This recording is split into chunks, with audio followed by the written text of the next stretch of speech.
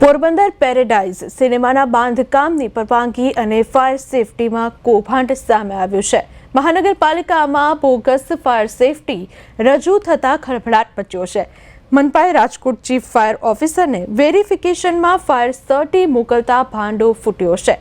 Fire officer સર્ટી નહીં આપ્યાનું લેખિતમાં મનપાને જાણ કરતા મનપા કૌભાંડનો ભાંડો ફૂટ્યો છે। તો ફાયર સર્ટી બોગસ હોવા છતાં મનપા તંત્ર એ ડિવિઝન પોલીસે ફરિયાદ કરી અને તપાસ નહીં કરાવતા અનેક સવાલો ઉઠી રહ્યા છે। તો પેરેડાઇઝ સિનેમામાં કૌભાંડ સામે આવ્યું છે। બાંધકામ અને ફાયર સેફટી મુદ્દે કૌભાંડ સામે આવ્યું છે। બોગસ ફાયર સર્ટી રજૂ થયા બાદ આ ખળભળાટ મચી જવા પામ્યો છે।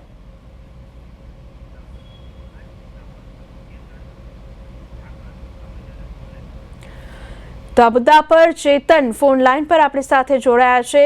ચેતન, પોરબંદરથી સમાચાર સામે આવી રહ્યા છે। બોગસ ફાયર સર્ટી સાથેનો આ મુદ્દો સામે આવ્યો છે, શું છે વધુ વિગતો?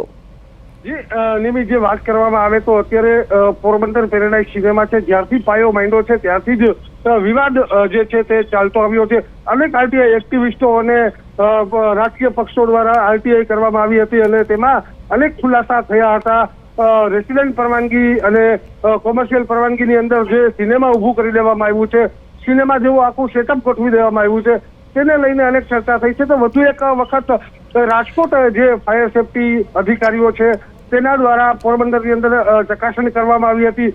પેરેડાઇઝ સિનેમાની મુલાકાત પણ લેવામાં આવી હતી અને તેની અંદર એવા ખુલાસા થયા છે કે આની અંદર જે એનઓસીઓ રજૂ કરવામાં આવી છે તે અનેક વખત જે ચકાસણી કરતા તે બોગસ સાબિત થઈ છે અને તેની અંદર જે બીયુ સર્ટિફિકેટ આપવામાં આવે છે તે રદ કરી દેવામાં આવ્યું છે।